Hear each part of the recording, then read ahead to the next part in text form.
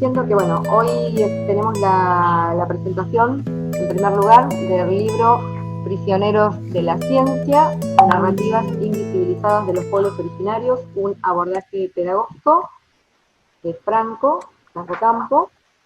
Este libro, como ha dicho Franco por ahí en alguna presentación, comprende narrativas invisibilizadas de los pueblos originarios con un abordaje pedagógico, pero también es un libro para todo aquel que sea un curioso y le interese saber qué hubo antes de la construcción de nuestro Estado Nacional y cómo hoy esos pueblos originarios siguen conviviendo con nosotros. Y pensando en la vida y la relación con los argentinos de manera horizontal. Voy a leer una breve biografía de Franco, que por supuesto no va a abarcar todos los aspectos en los cuales él tiene una trayectoria, pero bueno, como para tener unos datos. Franco nació en San Carlos de Bolívar, provincia de Buenos Aires, en el año 1976. Es músico, escritor y profesor de arte en música. Se desempeñó como director de escuela primaria durante 7 años y hace más de 10 años que es profesor de música en escuelas primarias y secundarias. Ha realizado diversos proyectos pedagógicos y libros de manera independiente. Además, es profesor de yoga integral y estudiante de la disciplina Tai Chi. Como guitarrista y cantante de la banda musical ADN, ha grabado un disco de estudio y varios videoclips, cortometrajes, que abordan diferentes temáticas y han participado, esos cortometrajes, videoclips, de festivales nacionales e internacionales. Prisioneros de la Ciencia es su primer título en el sello editorial Claraveter. Bueno, Franco, ahí empezamos a conversar entonces. No sé si te parece empezar por comentarnos cómo se te ocurrió el título o el porqué de este título y un poco la estructura general del libro, cómo está armado. ¿Qué tal? Bueno, buenas tardes. En primer lugar, gracias por invitarme. La verdad que me pone muy contento poder estar acá participando de vuelta y colaborando otra vez con, en este caso, con el libro. Agradecerle a ustedes, a Marianela de Derechos Humanos, que también se viene sumando ya hace tiempo, a todo lo que organizan con el colectivo, y bueno, y a todos los que están presentes. A Bachi, que es una inspiración permanente y realmente me ayudó mucho para que el libro tomara forma y fuera lo que fuera. Ella siempre, por chat o personalmente, conversábamos mucho y con la experiencia que tiene, ¿no? Me guió bastante en todo esto. A Sandra, que fue mi inspectora, yo también soy docente, y bueno, me pone muy contento de vuelta a compartir alguna jornada, aunque sea desde este lugar. A Mirta Millán, que hemos compartido también jornadas, y realmente es una persona muy preciada que tenemos en la provincia de Buenos Aires, y guía, ¿no? Que nos ayuda mucho porque ella realmente es originaria, viene de las raíces, y cualquier consulta podemos ir ahí y ella nos puede defender.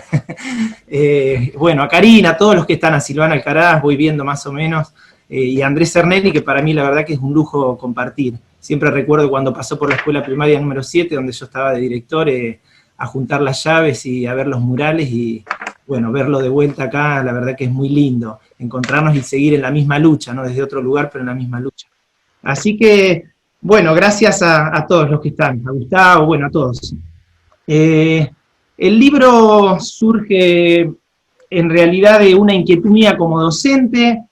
Yo soy profesor de música y me interesa mucho la temática, y en la escuela pasa que cuando vienen los actos del Día del Aborigen Americano, el famoso 12 de octubre, esta semana de la diversidad, los docentes empiezan a pedir ayuda, a buscar por dónde, cómo hacer los actos. Yo en algunas escuelas, siendo profesor de música, igual me encargaba del acto completo y del discurso, y armaba todo por gusto.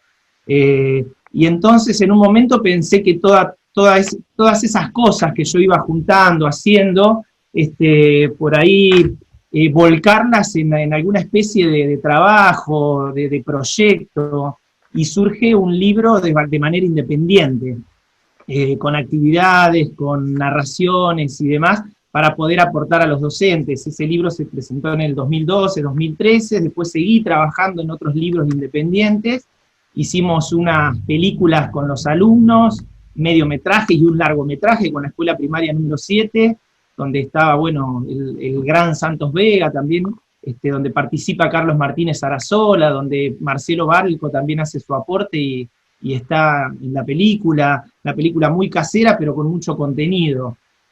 Todo esto para seguir sumando material para que se pueda trabajar en las escuelas y los docentes tengan. Se suele pasar que no sabemos cómo o qué fuentes buscar, sobre todo aquel que no le interesa mucho la temática. Yo entiendo que ser docente hay muchas ramas, el docente de escuela primaria tiene muchas áreas y a veces cuesta por ahí leer bibliografía de cada área. Incluso cada uno de nosotros tenemos preferencias por algunas. En mi caso la matemática siempre me costó, y por ahí a otro docente le cuesta las ciencias sociales. Entonces, este tipo de aportes me parece que son necesarios. El libro que escribió Bachi Guá, que yo lo usé mucho en la escuela primaria número 7, la geopolítica de la Pampa bonaerense, Márquez Llanos, el mismo libro de Santos Vega con sus poemas. Ahí se va armando toda una bibliografía local que es interesante para que los docentes puedan visitar y consultar. No contesté la pregunta igual de por qué era prisionero de la ciencia. Ahora tenés la oportunidad. Bueno, prisioneros de la ciencia en realidad es una frase que se usa bastante, no la inventé yo, de hecho el colectivo Guía la usa mucho. Yo, para que se entienda un poco, ojalá lo pueda explicar. Yo en mi cabeza, cuando escribí el libro, que le doy forma ya con la editorial, el libro en sí que está a la venta, digamos, pensé en un paralelismo con el Holocausto. Todos conocemos, ¿no?, la famosa Segunda Guerra Mundial, ¿no?, cuando comienza el Partido Nacionalista Nazi, y la CCA caducan y aparecen la CSS, y en esa CSS aparece un hombre común, normal, que se alista, incluso sin ser fanático, sin preguntar mucho de qué se trataba, que es Adolf Eichmann, ustedes lo conocerán, y a partir de ahí me empezó a intrigar mucho y a investigar. Adolf Eichmann es el famoso creador y mentor de la solución final, ¿no?, donde se decidía si los judíos iban a las cámaras de gas, o de qué manera, ¿no?, se los exterminaba en forma masiva. Adolf Eichmann ingresa al Partido Nacionalista y enseguida va teniendo una carrera bastante meteórica, y esto hace que Hitler cada vez le dé más poder en todo esto.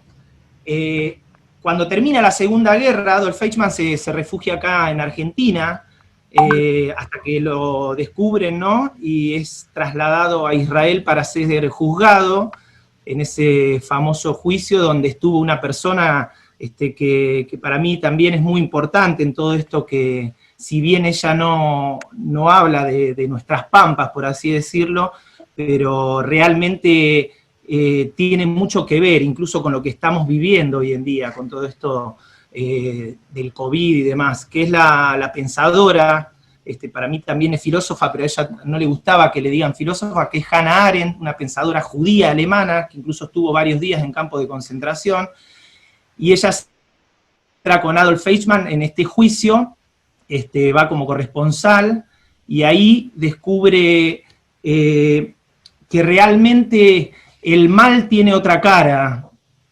Adolf Eichmann, todos sabemos que cuando le preguntan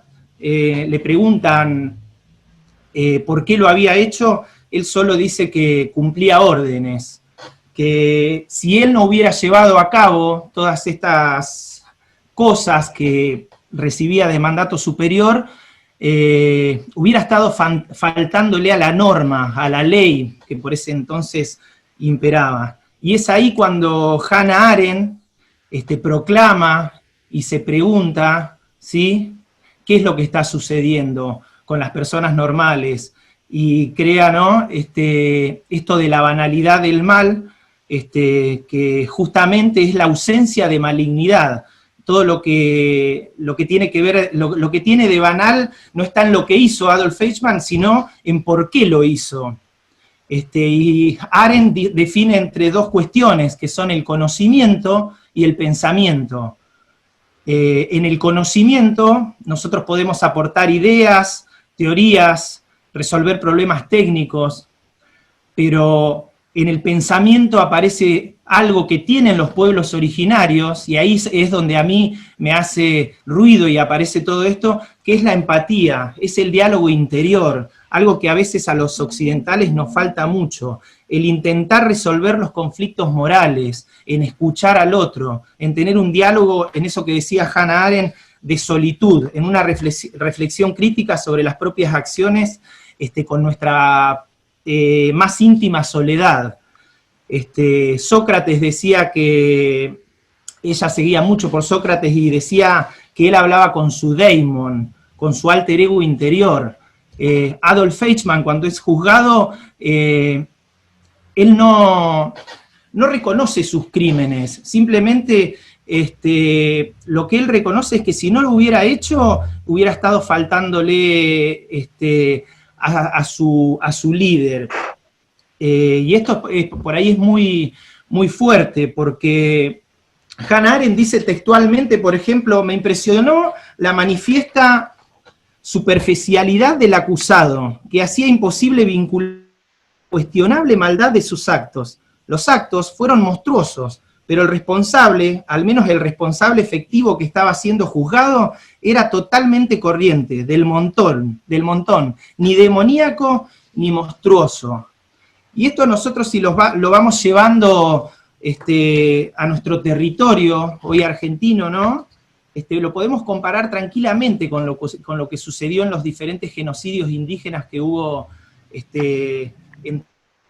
que los mapuches llaman el Gualmapu, por ejemplo, también en el norte, ¿no? Esto de, por ejemplo, centrarnos en la campaña que Roca hace hacia el desierto, con todos sus colegas, con todos sus discípulos, ¿no? Y el famoso Perito Moreno, que lo podríamos describir tranquilamente, hacer un paralelismo con Adolf Eichmann, esto del vacío, del no tener la conciencia plena de pensar que el otro está sufriendo, de que el otro en realidad es una persona, de que no eran salvajes, de que no eran piezas de museo como hizo Estanislao Ceballos, desenterrando tumbas y juntando cráneos, que no eran personas para llevar a Europa a exposiciones. Lo que define Hannah Arendt como conocimiento y pensamiento define mucho a toda esa generación del 80, a Sarmiento, a Mitre, a Avellaneda y a tantos más. Podemos hablar de tres conceptos que encierran a estas personas. Lo abordo porque es con lo que comienza el libro esto, que son los nihilistas, los dogmáticos y los ciudadanos normales. Los nihilistas no tienen un valor específico, asume uno u otro ocasionalmente, tiene un egoísmo muy marcado y pululan siempre cerca del poder, no importa qué tipo de poder. El dogmático es el que huye del escepticismo y de contestar, huye de ese escepticismo para evitar contestar justamente esas preguntas que salen de nuestro interior, y son los fanáticos a veces políticos y religiosos. Y el ciudadano normal, que somos a veces nosotros, son los más numerosos, que asumen las costumbres del lugar que habitan, pero lo hacen acríticamente. La costumbre, por serlo nomás, por ser una costumbre, siempre es buena esa costumbre. Estas tres personas, dice Hannah Arendt, son las que formaron lo que fue el Partido Nacionalista Nazi. Quizás los generales, capitanes y demás tenían que ver con el nihilismo y los dogmáticos, pero también estaba la gente normal, el ciudadano común, que en su momento, como pasó acá en las diferentes dictaduras, apoyaron ese genocidio, apoyaron ese plan de gobierno, apoyaron toda esa movida. La gente normal somos nosotros, y esa gente normal, ella dice que los dogmáticos, sin diálogo interior, si no tienen ese diálogo interior de ese daimon que decía Sócrates, cambia fácilmente de dogma. El nihilista, si no tiene ese diálogo interior, cambia de conducta, y el ciudadano normal directamente cambia de valores. Y eso pienso yo que fue lo que sucedió, y puede volver a suceder, ¿no? Como dice Hannah Arendt, el infierno sucedió sobre la tierra y puede volver a suceder. Es tiempo de que empecemos a mirar, ¿no?, de por qué esos prisioneros de la ciencia, de por qué esas personas como nosotros tuvieron que padecer y sufrir lo que sufrieron. Acá es donde las normas invierten y vemos qué tipo de normas son las que nos pueden llegar a gobernar. Estos genocidios masivos pasaron y siguen pasando. El libro comienza con la última retirada ya de los caciques de Inacayal, de Foyel, de Sayhueque, y de cómo Francisco Moreno, el perito Moreno, que si vamos al Museo Nacional de Ciencias Naturales de La Plata tenemos un busto ahí, ¿no? Como dice Marcelo Balco, a veces también las calles, también, como decía Bayer, las calles que tenemos con el nombre de Roca, de Sarmiento, escuelas, ¿no? La escuela número 2 hasta muy hace poco se llamaba Félix Uriburu, por ejemplo. Creo que esas cosas, si nosotros vamos a otro país, no encontramos el nombre de genocidas en las calles, en las escuelas y demás. Hay que revisitar bastante y ponernos de verdad a ver qué está sucediendo. Esa gente normal apoyó eso, por eso insisto con las personas normales, apoyaron el genocidio, porque una persona sola no puede matar tanta cantidad de gente. 30.000 desaparecidos no pueden ser obra de 5, 6, 10, 20, 100 personas. Hay todo un aparato técnico, administrativo, económico, social y cultural detrás que hace que esas cosas sucedan. El cacique Pincén no pudo ser paseado por la calle Florida si la gente que en ese momento andaba caminando, ¿no?, mirando una vidriera, paseando, no estaba de acuerdo. Nosotros, si yo salgo a la calle ahora y veo a una persona que está golpeando a otra, voy a reaccionar. Y creo que de eso se trata un poco, esto de prisioneros de la ciencia, esto de volver a ver qué sucedió y de qué podemos hacer a partir de este presente para que no vuelva a pasar lo mismo otra vez, para que no aparezcan Adolf Eichmann, Peritos Morenos, Sarmientos, Avellanedas, Mitres y tantos otros, y tantas personas normales como nosotros a veces, que incluso están dentro de las escuelas. Hannah Arendt decía que dentro de Adolf Eichmann no había maldad, no había, incluso Adolf Eichmann cuando a él se lo interroga, si ustedes leen el juicio a Jerusalén, él decía que leía a Kant, que era una persona normal, y que todo lo que realizó, lo realizó porque él creía en el imperativo categórico. Fíjense hasta dónde llegaba esta situación. ¿Qué quiero decir con esto? Que el conocimiento, lo que hablaba hoy, y el pensamiento son muy diferentes. Si nosotros no tenemos un diálogo interior con nosotros mismos, podemos ser muy inteligentes, podemos saber mucho, pasa permanentemente, ¿no?, con la política, con los partidos políticos en realidad, e incluso con la cultura misma. Si no tenemos ese diálogo interior, no podemos estar al frente de determinadas decisiones que hacen a culturas enteras, a etnias enteras. Un poco por ahí viene, no sé si se entiende lo que yo quería explicar en cuanto a por qué prisioneros de la ciencia y abordarlo desde un lugar histórico y por ahí sociopolítico e incluso cultural. Bien, súper amplio la respuesta, Franco. Voy a hacer una breve interrupción para, bueno, pedir disculpas porque evidentemente se ha sumado a algunas personas, tuve que retirar a 2 o 3 personas de la reunión que estaban haciendo comentarios, digamos, fuera de lugar, desagradables, provocativos, por el chat. Además de, bueno, creo que todos visualizaron alguna imagen también de las fotos de perfil. Así que, bueno, mientras te escuchaba también estaba como un poco pendiente. Evidentemente, bueno, esta es una reunión, es una actividad abierta. Todo aquel al que le llega el link puede entrar. Y, bueno, lamentablemente son personas nefastas, desagradables, que aprovechan estas oportunidades para volcar, digamos, ¿no?, todas estas cuestiones ideológicas tan desagradables. Voy a estar muy atenta a esto. Disculpen si por ahí me ven un poco convocada, pero no quisiera que la actividad se vea interrumpida o, digamos, arruinada por este tipo de personas, que, bueno, sabemos que cuando se trata de estos temas, siempre puede llegar a aparecer alguien a tratar de molestar, perturbar, provocar. Así que, bueno, ahora sí, continuamos.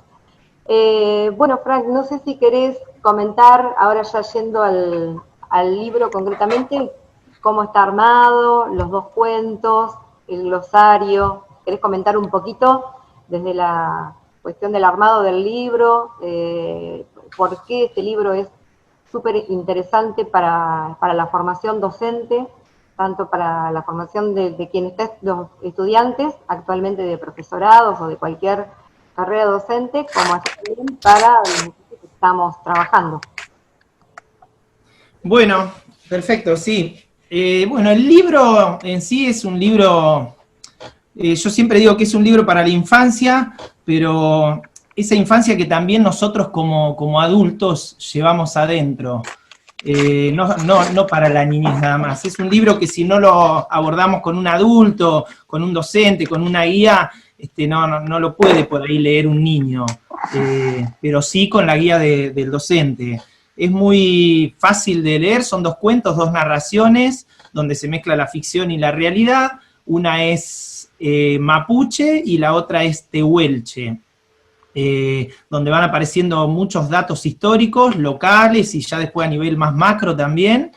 Después viene toda una toponimia y un glosario, también mapuche y tehuelche, porque el libro cuenta con muchas palabras, para que los chicos también se familiaricen con todo esto, y entiendan que hay muchos idiomas y lenguas, que no es solamente el inglés, y que el idioma incluso mapuche, por ahí Mirta sabe muy bien de esto, dicen, ¿no?, los antiguos que viene de los sonidos de la naturaleza. Uno se aprende algunas palabritas, es difícil, pero es hermoso pronunciarlas, escucharlas, porque realmente parece que hablan los pájaros, la piedra, el viento, la roca.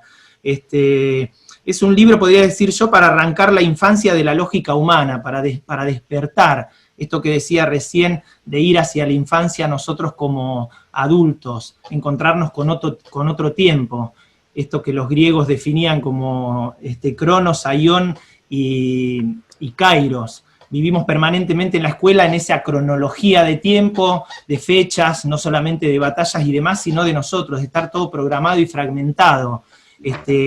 Y el niño no vive en ese tiempo, el niño vive en ese tiempo, en ese aion, que es el tiempo ese de la intensidad, donde este momento que estamos viviendo ahora nosotros puede durar 1 minuto para algunos, si les gusta, y para otros puede ser como esos que comentaban por ahí, puede ser tedioso y puede durar muchas horas, porque no hay una medida de tiempo en el aion, decían los griegos. Y el kairos, que suelen decir que es el tiempo de la adolescencia, ese tiempo que hay que agarrar todo como venga, de la oportunidad.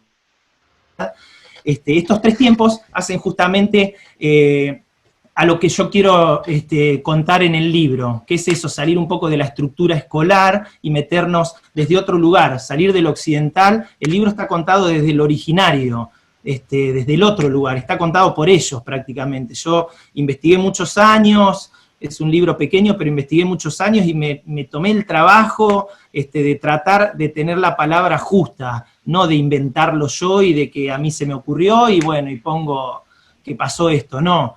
consulté mucho, viajé mucho toda la zona, Trenquelauquen, Guaminí, Los Toldos, un viaje a Chubut, a Neuquén, a Río Negro, para saber cuál era la voz de ellos en realidad, y qué tenían para contarnos y para aportar. A partir de ahí se vuelcan las narrativas, y con todo el respeto sobre todo, porque yo sé que ellos están muy dolidos, entonces uno si escribe por escribir, no está bien. Entonces el libro va con ese respeto y desde ese lugar, salir un poco de la currícula a veces, ¿no? De los currículum, de los diseños, y meternos en otra parte. Y al final termina con actividades, hay una serie de actividades de todo tipo donde colaboraron, bueno, Karina participó con actividades de ciencias naturales, una maestra de Cuyamen, de Chubut también, con actividades de sociales, está Mariela Holgado de acá, profesora de plástica, bueno, vienen diferentes actividades y algunas canciones. Esas tres cosas complementan el libro y lo hacen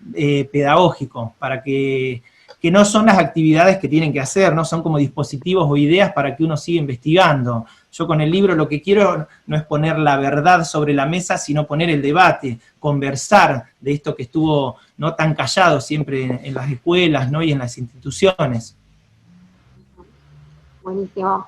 Bueno, ya lo fuiste un poco desglosando, ibas contando otras cosas, pero bueno, vos reconocés, digamos, algún coautor o coautores implícitos, digamos, quienes te inspiraron o quienes colaboraron para la creación de los personajes, de la historia, que quieras mencionar a alguien. Los personajes se parecen a alguien, a personas reales de Bolívar, digamos, cuando uno lo lee, reconoce ahí, ¿no? El abuelo Benaquén, reconoce al director, que aparece en la historia. Sí. Contale un poquito de eso. Sí, está pensado, uno lo piensa, yo lo hice en la escuela ese libro, después corrige uno, ¿no? Es bastante tedioso el tema de cuando la editorial, que aprovecho, bueno, agradecerle también a Clara Betters, a Jito Minore, que es el director de la editorial, cuando leyó uno de mis cuentos de manera casera que yo había hecho, le gustó, y ahí aparece todo esto y Clara Betters lo quiere editar. El libro lo construí en la escuela, decía, y a partir de ahí aparecen los personajes, ¿sí? y la identificación, incluso los chicos participaron, los alumnos. Yo de algo que estoy seguro es de que lo que está ahí funciona, nosotros podemos trabajar con los... Ayer yo escuchaba a Alejandra, esta directora de misiones, me parece que era, que decía bastante como enojada, y con razón, esto de que a veces de que hay que salirse, a veces uno se come un reto y demás, ¿no? Pero hay que salirse a veces un poquito de la norma de la escuela para poder mostrar estas cosas, porque si no, muchas veces no podemos. Yo tuve la suerte de estar 7 años de director en una escuela y de que me acompañara gente como Sandra, que me dio una apertura increíble para trabajar en la escuela, pero yo sé que en otras escuelas no sucede eso, de que incluso está invisibilizado y está prohibido trabajarlo. Entonces lo que hace el libro es eso un poco, meterse, ¿no? En esos lugares donde hace falta. Los chicos hicieron muchos diálogos conmigo, como el libro después también lo hicimos cortometraje y película, de ahí surgieron muchas ideas, muchas charlas con Santos Vega, ¿no? que ayer partió, Nadina, que fue la maestra con la que trabajamos este proyecto, que está por ahí también. Nadina era maestra de Ciencias Sociales y con ella trabajamos mucho, y ella también acompañó. Es muy importante tener un docente que te acompañe, porque yo solo no lo hubiera podido hacer a todo ese trabajo, si no tenía a Nadina, si no tenía una inspectora como Sandra, si no tenía gente que me acompañara. Eso hizo que en la escuela podamos hacer este tipo de trabajo, si no creo que hubiera sido bastante difícil lograrlo. Pero sí, está lleno de personajes, y algunos ficticios, inventados. Coautores hay muchos, está Bachi, que estaba por ahí también. Bachi me aclaró muchas ideas, sobre todo desde la geografía, desde la parte no del territorio, que yo por ahí desconozco un poco, al menos cómo escribirla, y muchos más. Bueno, Karina también, maestras que colaboraron, y muchos amigos por ahí, originarios también. Y los propios alumnos, ¿no? Y los propios alumnos, sí. Imposible lograrlo si no tenemos los alumnos. Tal cual, sí, los chicos, incluso yo vuelvo a eso, que se me había ido la idea, doy fe de que se puede trabajar el tema. El libro es eso, más que nada es una redacción y es un documento de que si yo voy a la escuela y tengo ganas de trabajar la temática, como esta directora que hablaba ayer, se puede hacer. Hay mucha bibliografía, en el caso de acá local, que somos la mayoría, bueno, y después, si abrimos también, tenemos muchos antropólogos, investigadores, como mañana que va a estar Marcelo Balco, tiene cosas muy increíbles que podemos leer. Tenemos artistas ahí como está Andrés también, que también se pueden investigar ese tipo de cuestiones, y se puede trabajar. Solamente hay que, primero como docente, ser curioso, leer, y después proponérselo. Bien. Bueno, Franco, como para ir redondeando un poquito, pero ya comentaste varios aspectos del libro. Esto tiene más que ver con alguna cuestión personal tuya, pero que hace también al hecho de que vos hayas podido escribir este libro, fue cómo vos fuiste incorporando este conocimiento ancestral que tenés acerca de idiomas, de ceremonias, de cosmovisiones, de pueblos originarios, en particular el pueblo mapuche y el pueblo tehuelche. Contanos un poquito eso. Siempre me interesó más, no sé por qué, eso sale de adentro, ¿no? Me gustó, me atrajo más la cultura de...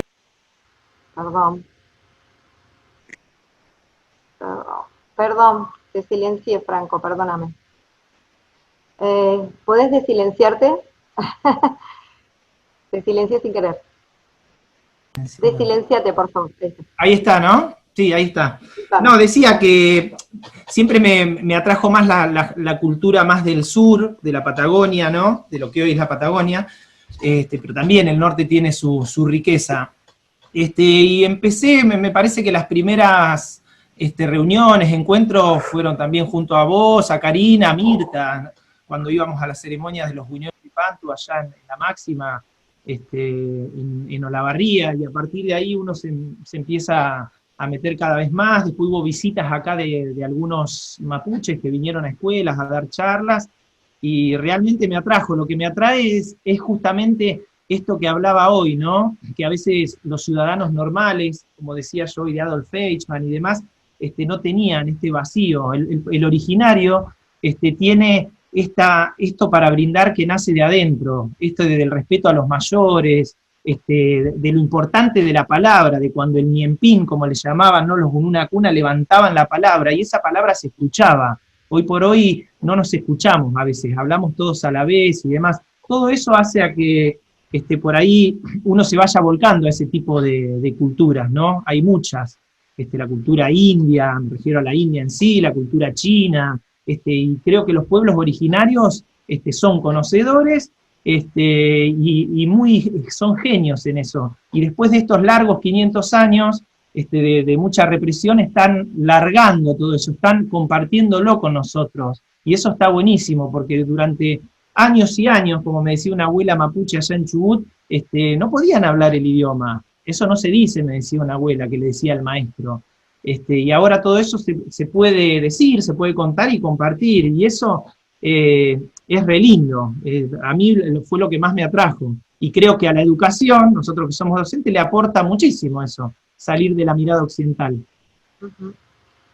Buenísimo. Afortunadamente, como decís vos, los pueblos originarios están pudiendo compartir con nosotros toda su sabiduría, todo su conocimiento, y nosotros que somos, a ver, el nosotros y los otros, ¿no? Es como una cuestión que en la que tampoco queremos caer, no queremos como plantear un nosotros y un ellos, pero digo que ahora que podamos estar recibiendo todo este conocimiento que vos decís, y que, bueno, que por ejemplo a través de tu libro aparece plasmado. Bueno, Franco, no sé si vos querés agregar algo más que haya quedado en el tintero. Si no, te voy a preguntar cómo se puede hacer para conseguir el libro, cómo puede hacer alguien que quiera adquirir el libro para hacerse de él. El libro, bueno, me lo pueden pedir a mí, o por ahí a ustedes también, que por ahí las conoce más gente, y ustedes se conectan conmigo y no hay problema. Y si no, me lo piden a mí. Está también por Mercado Libre, la editorial lo distribuyó en todas las librerías, ¿no? que tienen ellos allá en Buenos Aires, de las cuales participan. Por suerte he tenido el agrado de vender varios más afuera que acá. Mucha gente de afuera me lo ha pedido por Facebook, por Mercado Libre mismo, lo han comprado. Así que bueno, el que lo quiera me lo puede pedir, incluso la idea mía este año era ir a las escuelas, a charlar, a compartir la música, llevar los instrumentos mapuches y demás, para, no tanto para venderlos, si bien uno necesita eso, porque obviamente cuestan las cosas, pero la idea era salir a trabajar con eso, incluso a pueblos, acá a la zona, y bueno, todo esto ni siquiera me lo dejó presentar al libro. Pero esa es la manera por ahí de conseguirlo. Buenísimo. Te buscan entonces en redes sociales, se contactan con nosotros de Colectivo Mujer Originaria y vemos cómo hacer. Bueno, Fran, te agradecemos muchísimo esta presentación, pero es un agradecimiento que vamos a volver a reiterar sobre el final, porque ahora, después de la presentación de Andrés, sobre el final vos vas a estar compartiendo con nosotros unas canciones, ¿no es cierto? No te vas. No, bueno, muchísimas gracias. Quiero agradecerles a todos por escucharme atentamente y bueno, y por esta posibilidad. Yo creo que, como dice Carlos Escliar, en algunos de sus tantos textos, la educación a veces anuncia suele ser un tremendo huracán, ¿no? Y muchas de esas veces queda solamente en un pequeño silbido, en una pequeña brisa. Creo que como docentes, ¿no? Y como ciudadanos también debemos comprometernos a seguir trabajando, ¿no? Y a buscar siempre la verdad, aunque no la encontremos. Realmente creo que yo viendo acá la jornada de ayer y la de hoy, la charla excelente de Mirta y demás, noto que falta mucho compromiso. A mí me apena no por mí, porque esté yo hablando acá, sino porque soy docente y he recorrido la mayoría de las escuelas, instituciones y demás, y veo que mucha gente, que son profesores de ciencias y demás, no están en este tipo de cuestiones, porque no se trata de una cara o de a quién voy a escuchar, sino de compartir, de acompañar este tipo de jornadas. Ayer Mirta dio una charla impecable también, y mañana Marcelo, y ahora Andrés, y creo que es necesario, porque después pasa que a mí, como docente, me ha pasado, vienen y te piden para el 12 de octubre la canción, te piden, Franco, vos tenés algún discurso, a vos que te gustan los indios, me han llamado por teléfono y demás para pedirte para ese día, después no existís. Yo creo, Hermógenes Cayo, que es un malonero allá en el 46, cuando desde La Puna, desde Orán, y desde Salta bajan a pedirle a Perón por tierras en 1946 y caminan 2000 kilómetros y después son tratados como perros y enviados en trenes, y allá los capangas le dicen, acá tienen las tierras de mierda, indios, pónganse a trabajar. Hermógenes Cayo, cuando está en el Hotel de los Inmigrantes, miren qué casualidad que los alojaron en el Hotel de los Inmigrantes, los originarios, después de que lo pasearan por todo Buenos Aires y todos, y mirando la costanera y mirando, ¿no?, el Gran Buenos Aires, dice, todo bien, pero nada. Ellos habían ido a buscar las tierras, ellos habían ido a demostrar que eran argentinos, y creo que necesitamos ese compromiso, ese todo bien pero nada de Hermógenes Cayo es muy necesario. O sea, basta, necesitamos comprometernos. Si voy a ser docente, tengo que pensar, es como ser médico, es como, ¿no?, esas tareas que comprometen hasta a la trayectoria de una persona, y en este caso de los niños. Así que bueno, un poquito eso, apena un poco que la gente no se acerque, pero por otro lado es hermoso poder compartir y que siempre estén del otro lado también todos ustedes, que seamos un grupo tan lindo, ¿no? Así que bueno, muchas gracias. Muchas gracias a vos. Bueno, ahí había aplausos silenciosos y ahora vas a poder entrar al chat, ahora que dejas de hablar, y vas a poder leer todos los comentarios, saludos, muy lindos comentarios de Sandra, Silvana, de Bachi.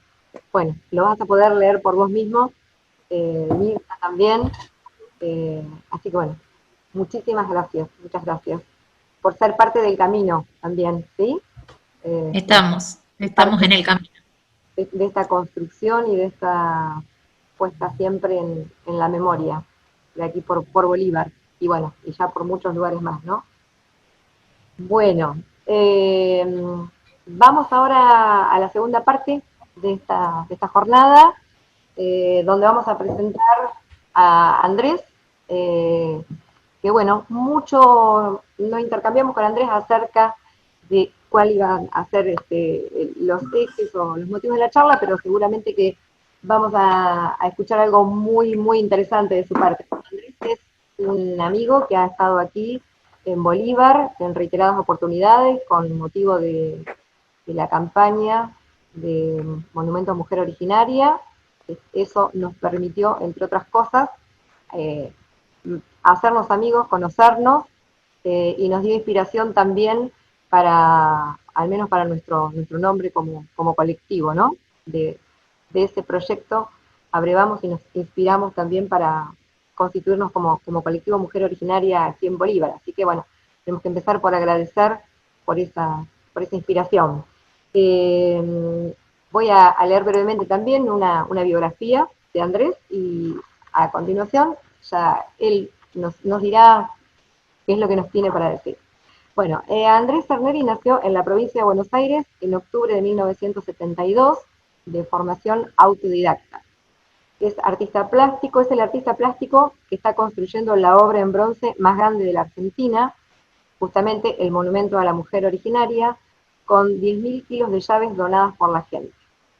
Realizó el monumento a Juana Zurduy, encargado por el presidente de Bolivia, Evo Morales, que fue emplazado detrás de la Casa Rosada, sustituyendo a la escultura de Cristóbal Colón. Este hecho ha desatado uno de los debates simbólicos más importantes de esta Argentina de dos miradas.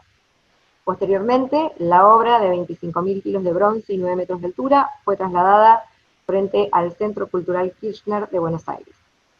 Andrés Cerneri es también quien hizo el primer monumento de bronce a Ernesto Che Guevara de la Argentina, reuniendo varias toneladas de llaves que le donaron de todo el mundo.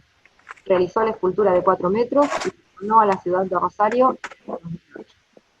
Obtuvo los premios ACE y Estrella de Mar por su trabajo como escenógrafo para obras de teatro y realizó exposiciones en varias ciudades de Europa. Actualmente vive en Villa Langostura y Plotier, produce su obra y se desempeña como asesor en proyectos que fomentan el arte argentino como potencial industria. Bueno, te damos la bienvenida, Andrés, ahora sí. De esta buenas, forma, buenas.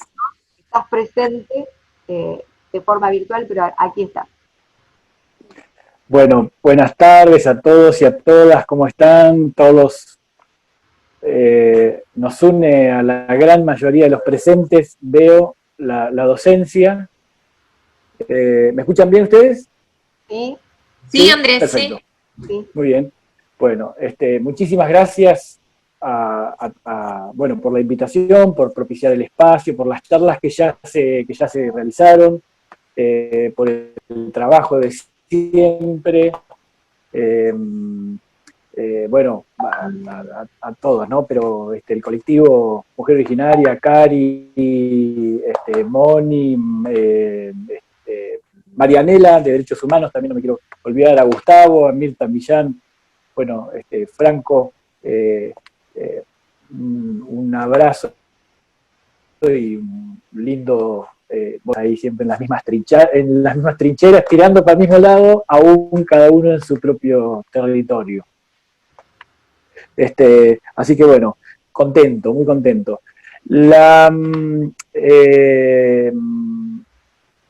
Hay algo que quería comenzar diciendo sobre el trabajo de Franco con respecto a cuando mucho de lo que ha contado, que suscribo absolutamente, sobre el compromiso, sobre que cuando uno tiene cierto conocimiento, a la vez el conocimiento conlleva sensibilidad sobre ciertos temas, y una vez que tenemos esa sensibilidad, hay algunas personas que se desviven, y en eso el carácter y el oficio del maestro es la herramienta fundamental para poder convencer, y no sé si convencer en el sentido de persuadir, pero por lo menos informar, igualar la información a la mayor cantidad de gente posible, y bueno, nuestras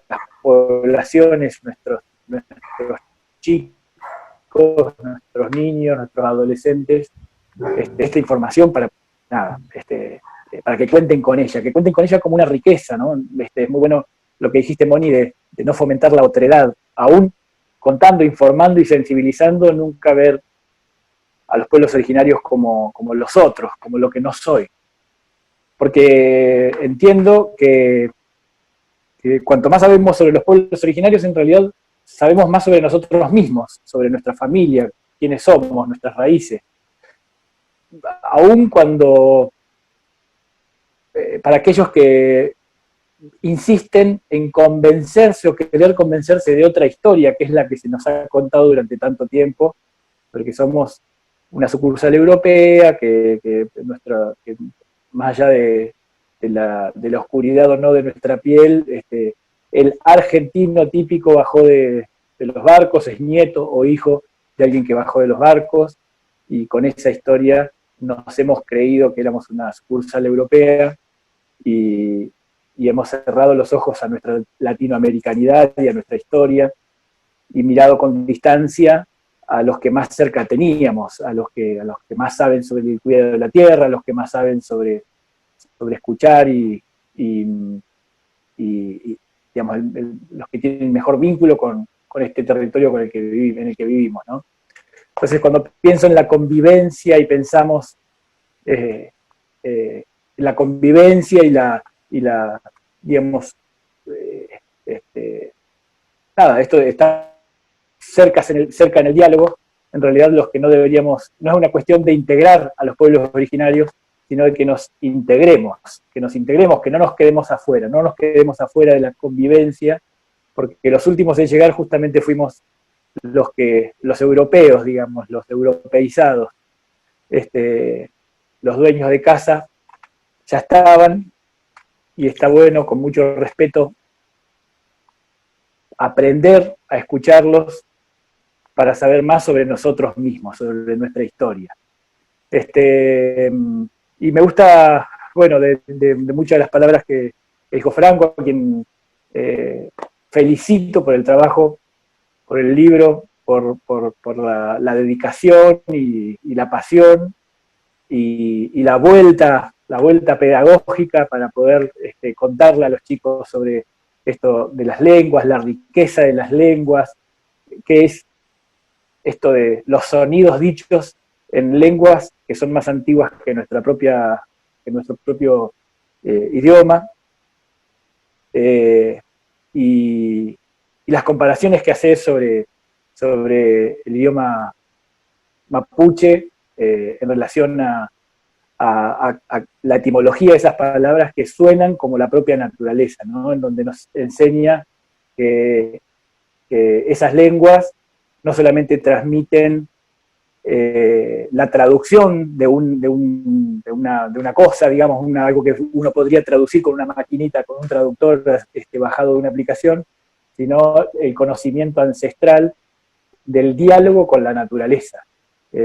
Ahí está la riqueza justamente de esos idiomas que son más antiguos que el castellano, por lo menos en esta parte de la tierra, y que son preexistentes al castellano, y no tenerlos es no tener toda esa riqueza cultural. No solamente perderíamos un sonido si no tuviéramos esas lenguas, sino perderíamos toda la riqueza que conlleva el conocimiento ancestral de quienes hablan las lenguas como la mapuche. Mi relación con el pueblo mapuche, justamente porque yo me crié en Neuquén, si bien nací en el conurbano bonaerense, en Marcos Paz, me crié en Neuquén, y mi primer activismo social, digamos, mi primer forma de participar, de militancia, el campo popular, fue a través del pueblo mapuche, fue a través de algunos referentes, desde la lucha por sus propios territorios, la defensa de sus territorios, en la ciudad, desde la ciudad de Neuquén hacia el interior de Neuquén. Acompañé con varios amigos varias circunstancias en ese momento, al principio de los 90, junto a la Confederación Mapuche de acá de Neuquén.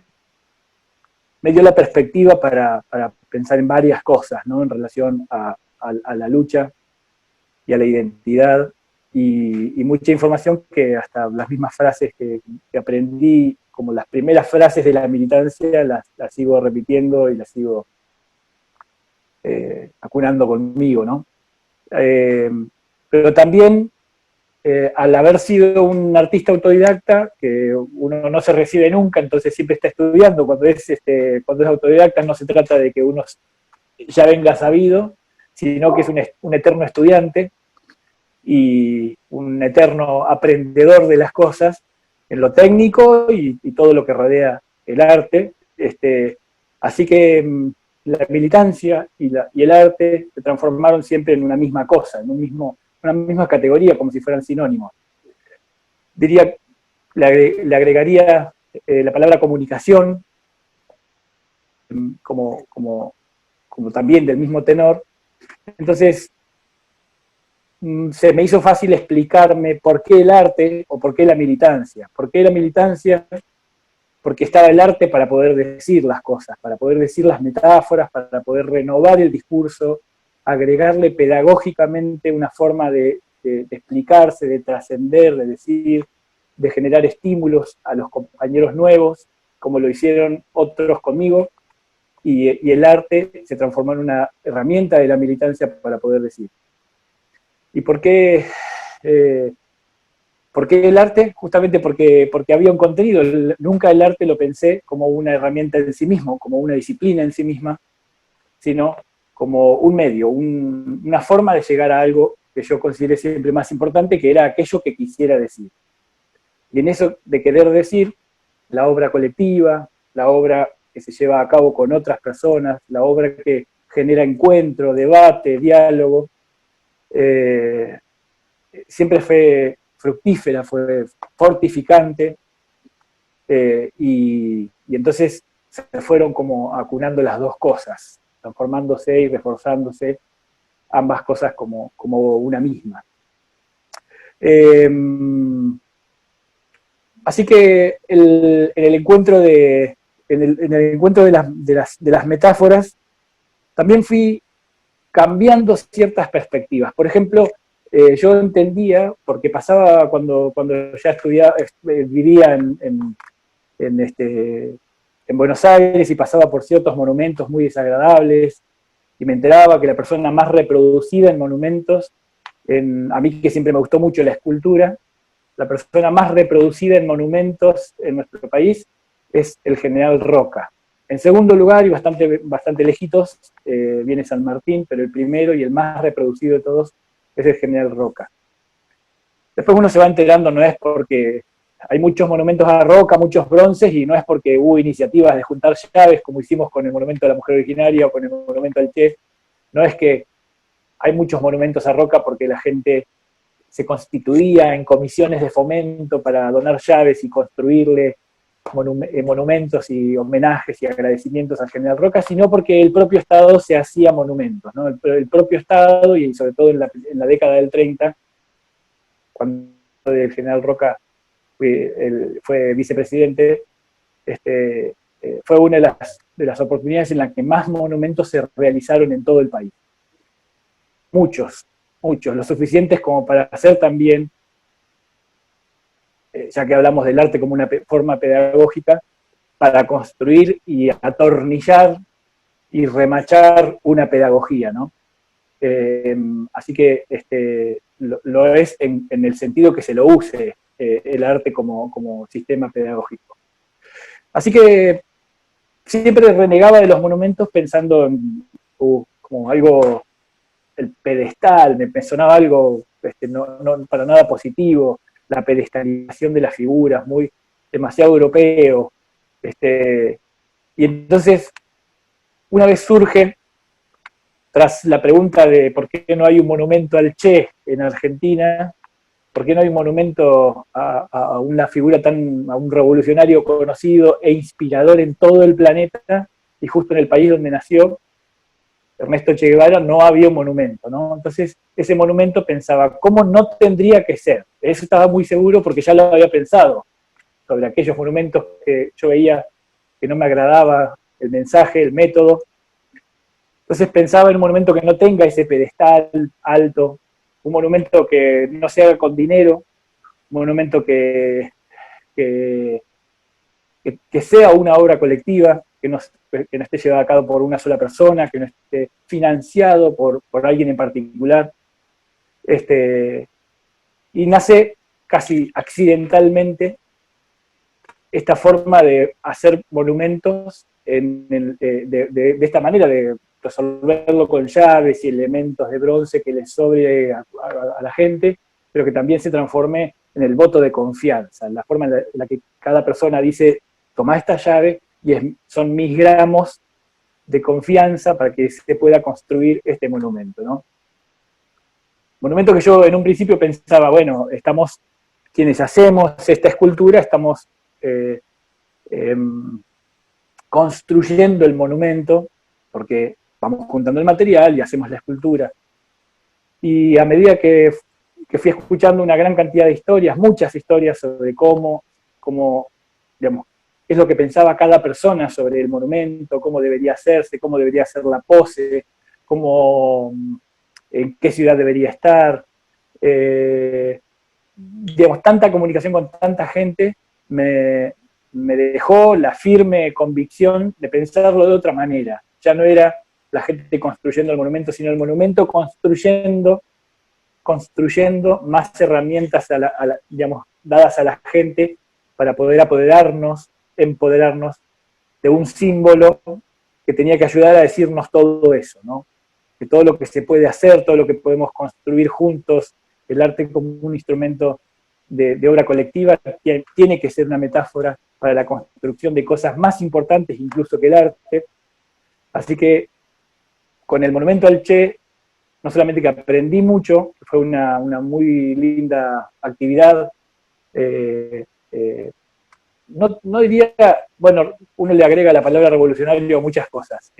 Revolucionario en el sentido de lo nuevo, por un lado, revolucionario en el sentido de la emulación del colectivo, como el propio Che decía, y también me parece que una muy bonita metáfora para unificar sectores que por muy diversas razones, había gente que decía que estaba bueno que haya un monumento al Che, y todos nos juntamos para hacer esa escultura, ¿no?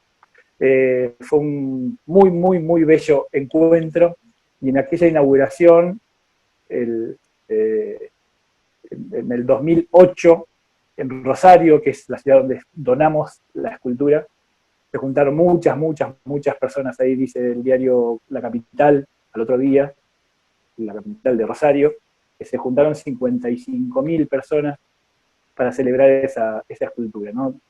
Me dejó una tremenda satisfacción y sobre todo un aprendizaje para poder aplicar esa herramienta en otras obras. Como lo estamos haciendo con el Monumento a la Mujer Originaria, que ya lleva muchos años de desarrollo, muchos más de los que querríamos, si bien siempre dijimos que esto no tiene los tiempos como si un cliente nos hubiera dicho, bueno, hagan el monumento, a ver para cuándo me lo tienen, o un gobierno nos hubiera dicho, bueno, apurate antes que se termine mi gestión.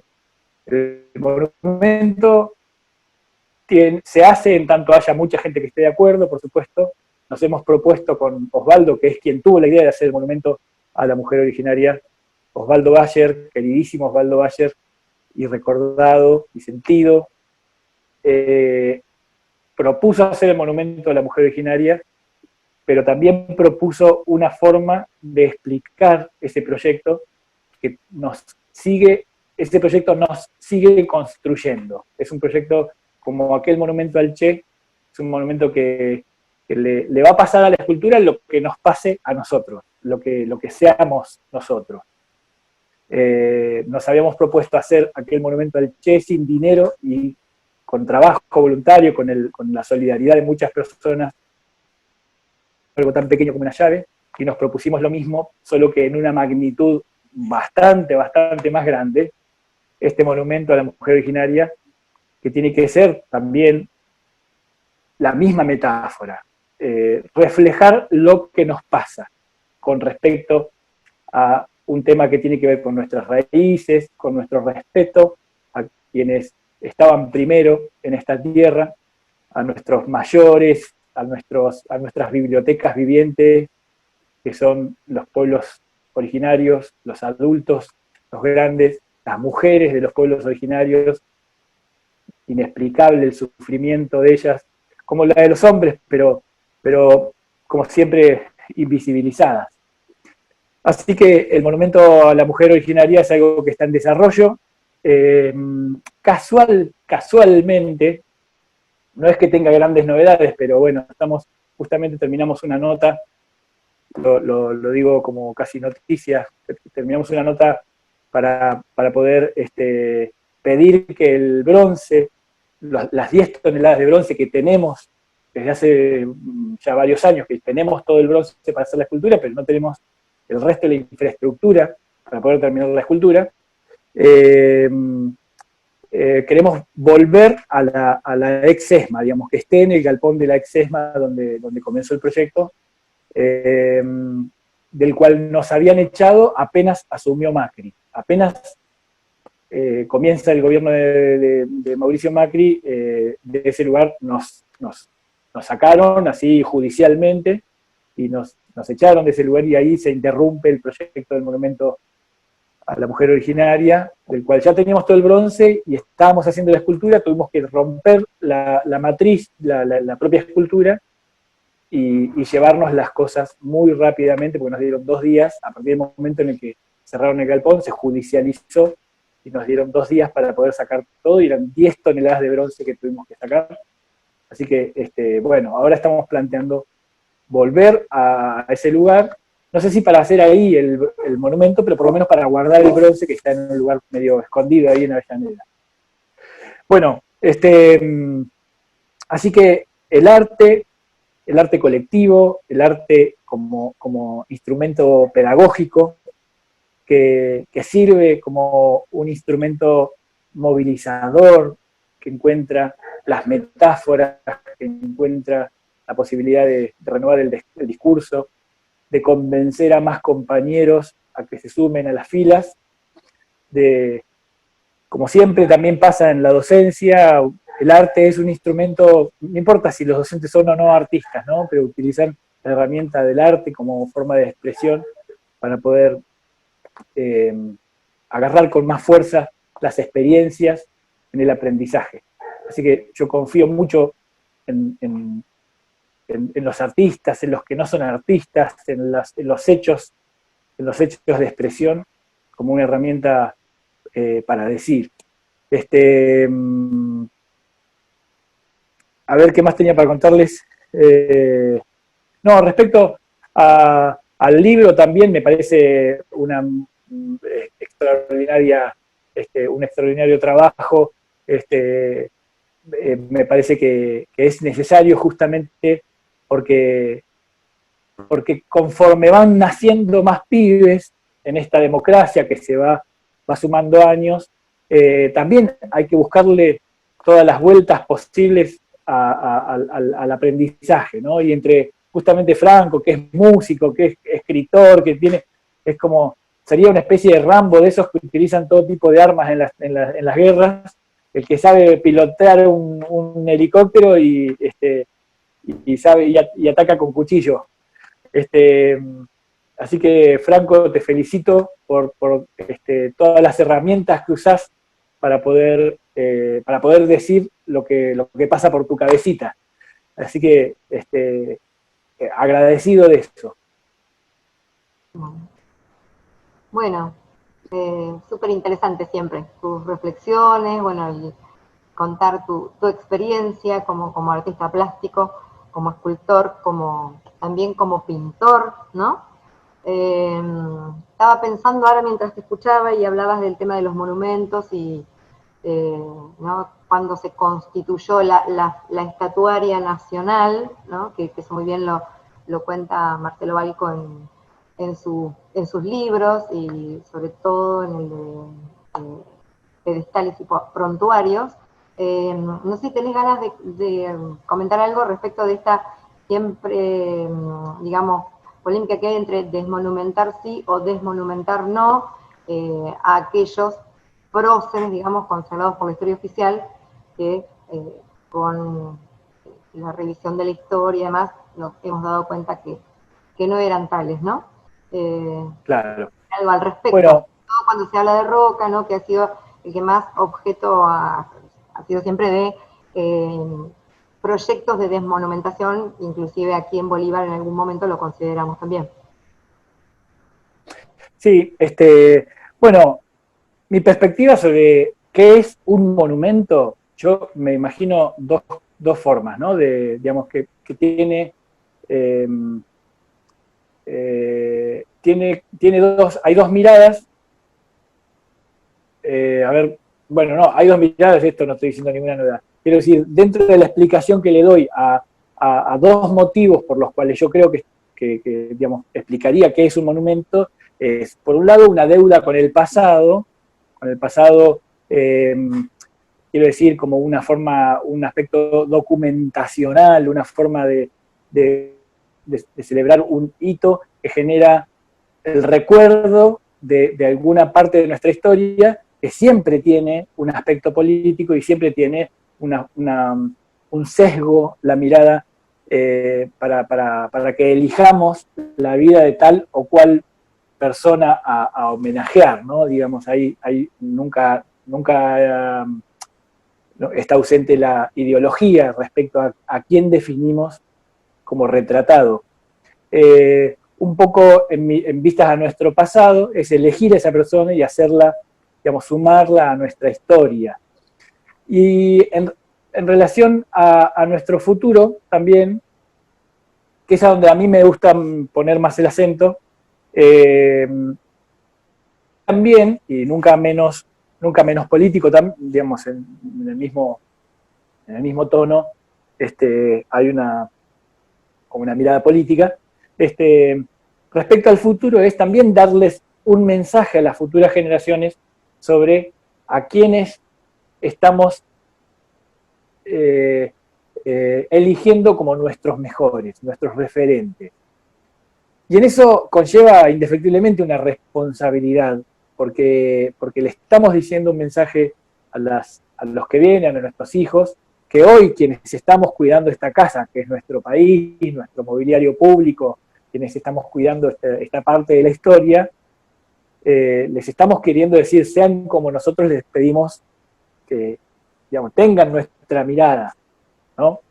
Así que, digamos, sobre el futuro, creo que está ese mensaje, y sobre el pasado, también, digamos, qué cosas de nuestro pasado queremos guardar, atesorar y poner en bronce.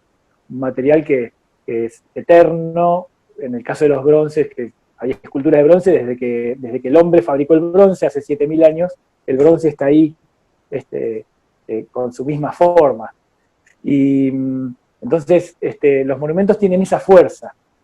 Aún cuando, por ejemplo, cuando se colocó el monumento a Colón, cuyos discursos se pueden encontrar en internet, los discursos que se dijeron en su inauguración hace más de 100 años, que son insostenibles hasta para el más derechoso de los derechos, de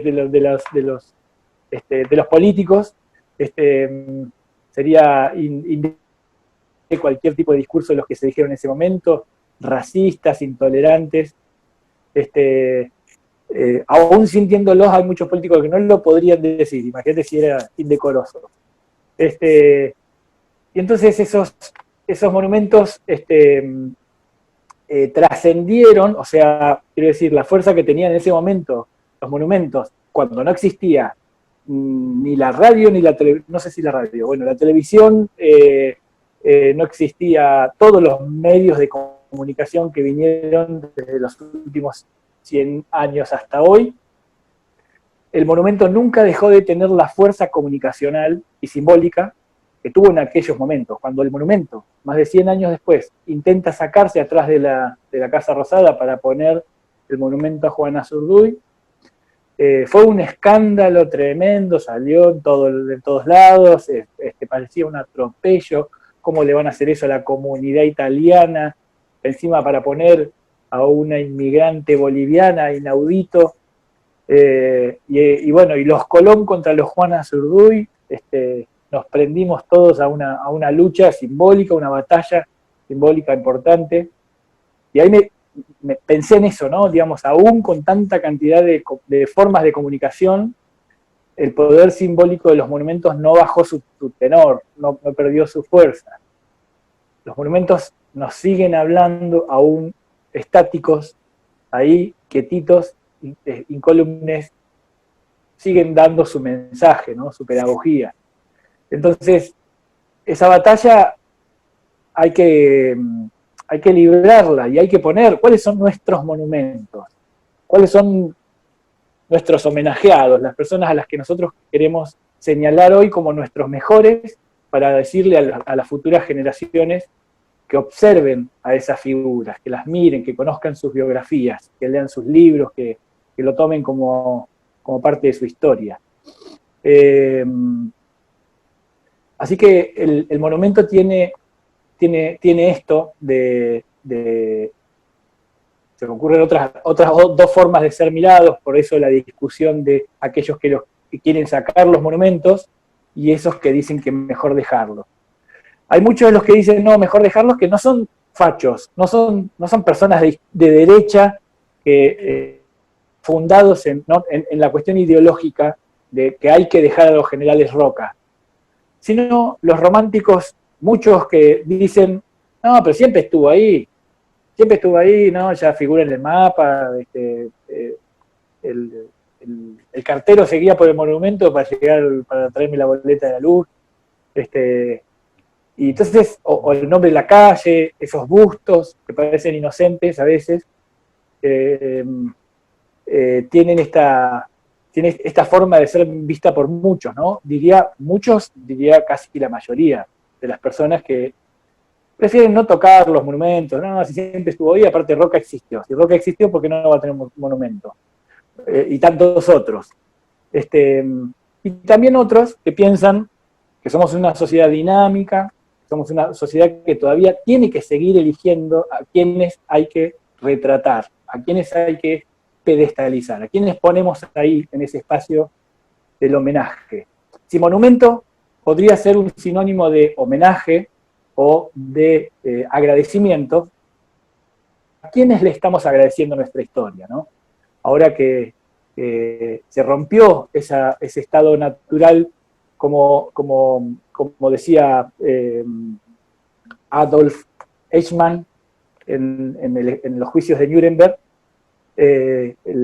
la naturaleza de las cosas ya no está sostenida, ya sabemos que los pueblos originarios son parte de nuestra raza humana y somos ese pueblo, y su sufrimiento ya se nos hizo carne.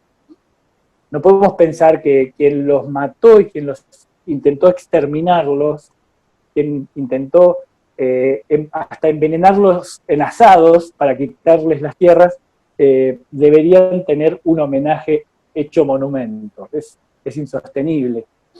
Entonces, teniendo esta nueva perspectiva de nuestra historia, tenemos que tener el derecho, como sociedad dinámica, a seguir diciendo qué monumentos sostenemos y qué monumentos no deberíamos sostener, y por el contrario, despedestalizarlos en varios sentidos. A veces, sin tocar las esculturas, tener otro recuerdo de esas figuras, en el sentido de resignificarlos, hacer como una despedestalización simbólica, ¿no?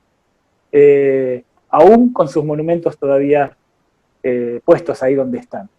Y en algunos casos, la despedestalización en términos físicos. Yo, digamos, soy respetuoso de lo que converse la sociedad, del resultado de lo que se dialogue en los barrios, en las calles, en los pueblos, donde hay sociedades que, generando obviamente con distintas tensiones, porque no es que de repente se convence a todo el mundo de que hay que bajar un monumento, pero bueno, con las tensiones que genera, entiendo la situación de algunos que han sacado monumentos que no los quieren, no quieren seguir sosteniéndolos, digamos, no se expresan desmonumentando ciertas figuras. A veces con el Consejo Deliberante, con el decreto, con el apoyo de los políticos, y a veces con su propia acción popular. Así que bueno, los monumentos son un tema álgido, todo un tema álgido. Por eso también, cuando yo que me dedico a hacer monumentos, también sucede que cuando uno los pone en un espacio público, va a haber una cantidad de gente que dice, está buenísimo, y hay una cantidad de gente que dice, no me gusta para nada, no estoy de acuerdo, no deberían haberlo puesto ahí, no me gusta la figura. ¿Por qué? Porque en realidad todos somos dueños. En eso, digamos, tenemos que ser también muy respetuosos y tolerantes. Todos somos dueños de los monumentos como lo somos del espacio público. Entonces, esa tensión siempre estará. Me parece hasta muy importante que esté y que siga estando. Como no podemos descifrar el arte porque hay tantas perspectivas como personas en el mundo, lo que queda para quienes pensamos, digamos, en la línea de este mismo encuentro,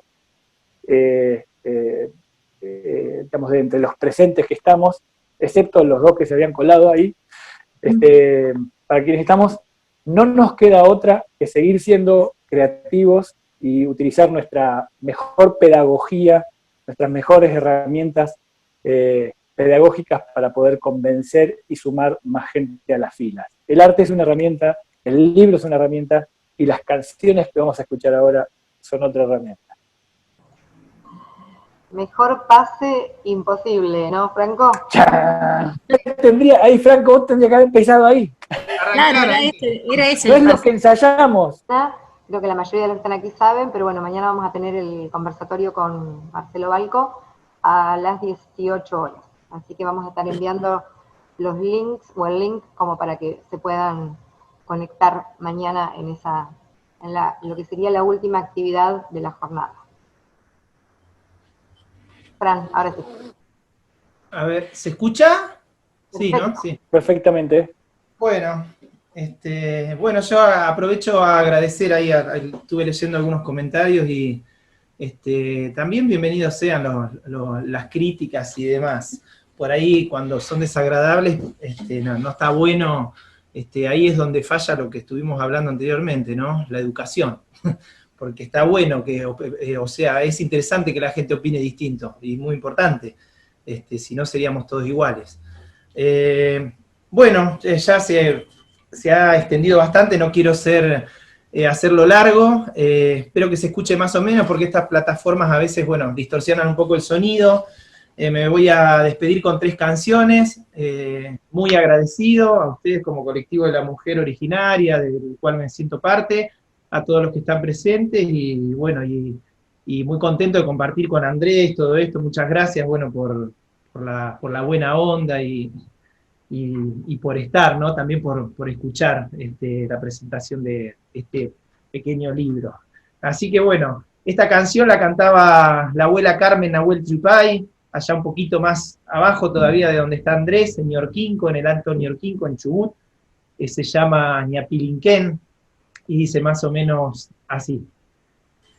Ñapilinquén, Ñapilinquén, Ñapilinquén Mapú, Ñapilinquén, Ñapilinquén, Ñapilinquén Mapú, Ñaquelenguame que chachacanga chanco, feina maitan inchiulen, trapiñe piliumai, patutucun que leumai, waku leche come olio como afamaniulamien, Asukuraki liuma liu feliu lamien, arre como patetu kungiliuma, arre un fembe, un feliu lamien, se sienien, chewa sukurake leuma liu que feliu lamien, arre como patetu kungiliu calamien, ñapilinquen, ñapilinquen, ñapilinquen mapu, ñapilinquen, ñapilinquen, ñapilinquen mapu, ñaquelenguame que se chacanga chanco, guañini en mi puñi, neiwen, teiwen, lawen, peñine, cuchaimi,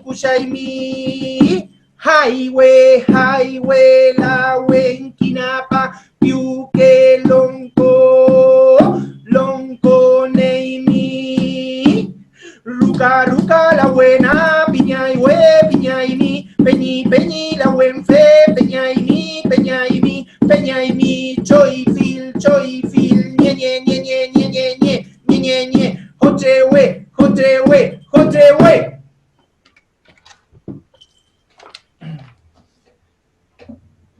y esta canción se la vamos a dedicar a nuestra abuela Olga Garay, que teníamos acá.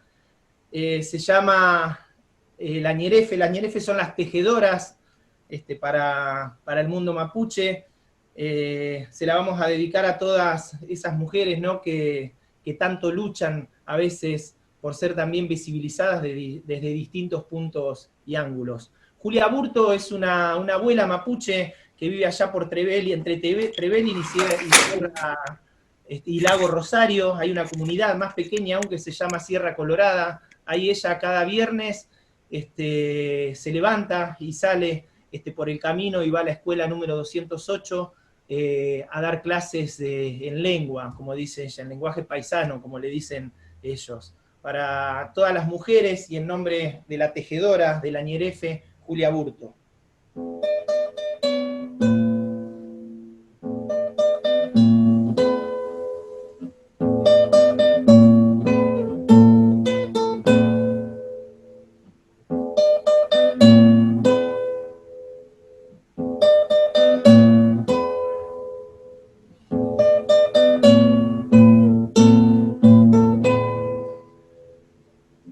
Cuando Julia Aburto baja de la Sierra Colorada, Trevelin, su ruca enciende la pava, Mari, Mari, Mateto y mi.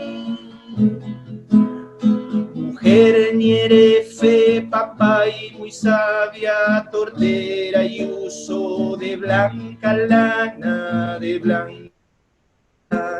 raíz y flor del calafate, su fruto suelen dar el calfún. Cuando ella es la que invita, no faltarán las tortas fritas. Mate, lengua bien paisana, chaltuma, hinchela, mien.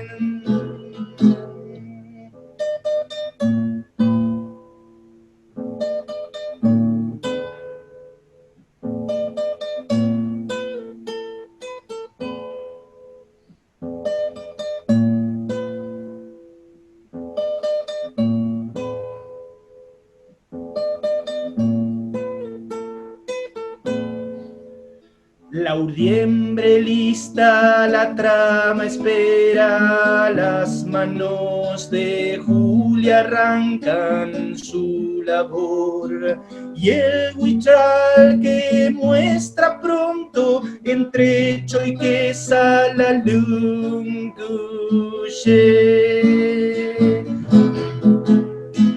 Cuando ella es la que invita, no faltarán las tortas fritas.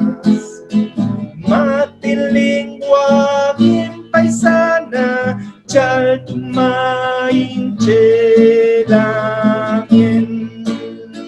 Kume, kume, rakiruan, chaltuma y peukayal, pumay, chaltumay.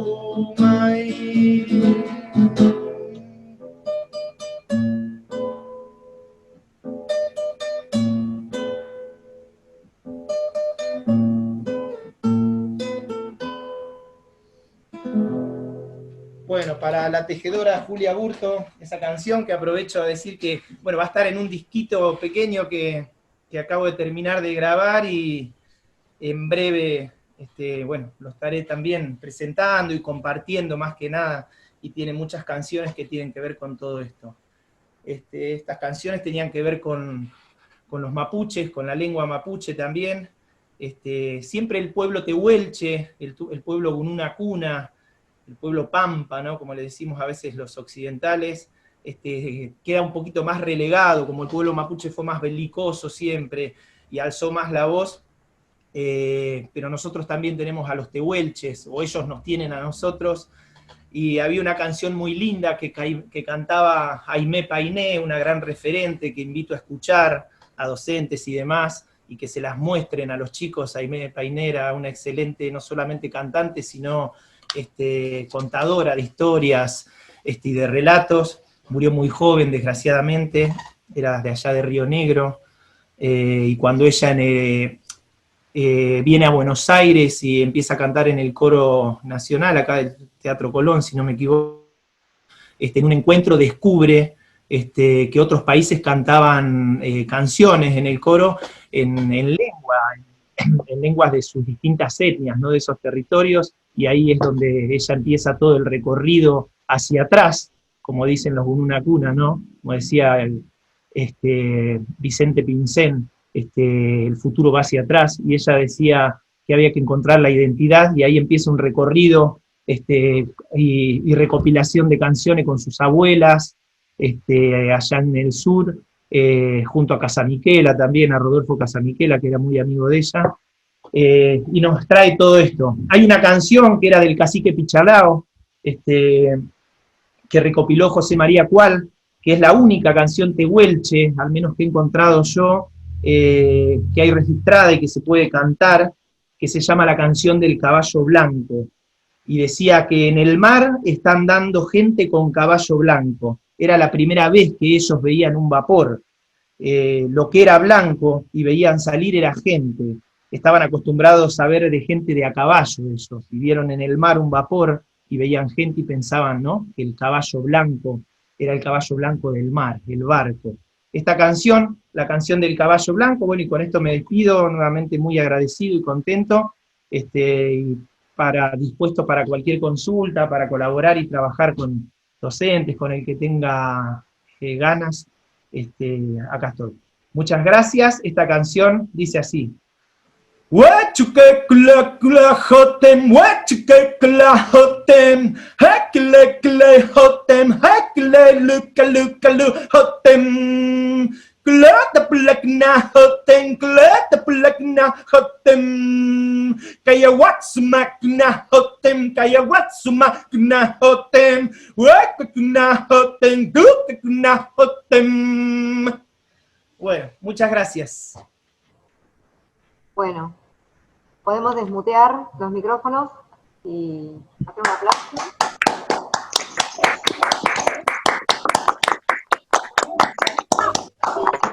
Andrés, ha sido un compartir con ustedes y con todos presentes. Ahí está mostrando la compa amiga el libro de Franco, que es excelente y es un material para que esté en las escuelas, para que lo tengamos las docentes. Y sobre todo, me parece que hoy tenemos, además de dos artistas, dos personas sentipensantes, humildes, porque son tremendamente grandes y nos han llenado el corazón y la mente con un gran conocimiento. Así que estamos muy, muy agradecidos. Así que bueno, simplemente eso. Nos estamos viendo. Gracias, nos vemos mañana. Esperamos. Bueno, muchas gracias. Franco, yo te quería decir que soy Miriam Delgado, directora de la Escuela 57 República de Venezuela, y cuando volvamos a clase te esperamos en nuestra institución. Bueno, muchísimas gracias, con mucho gusto. Sí, es la idea de poder ir cuando pase todo esto a compartir a las escuelas, así que sí, genial. Bueno, muchísimas gracias. ¿De dónde? Bueno, y felicitaciones. Gracias. ¿De qué lugar sos, Miriam? De acá, de Bolívar, queríamos ver la presentación. También estoy en Machimán, en la EP número 25. Así que en cualquiera de las dos instituciones que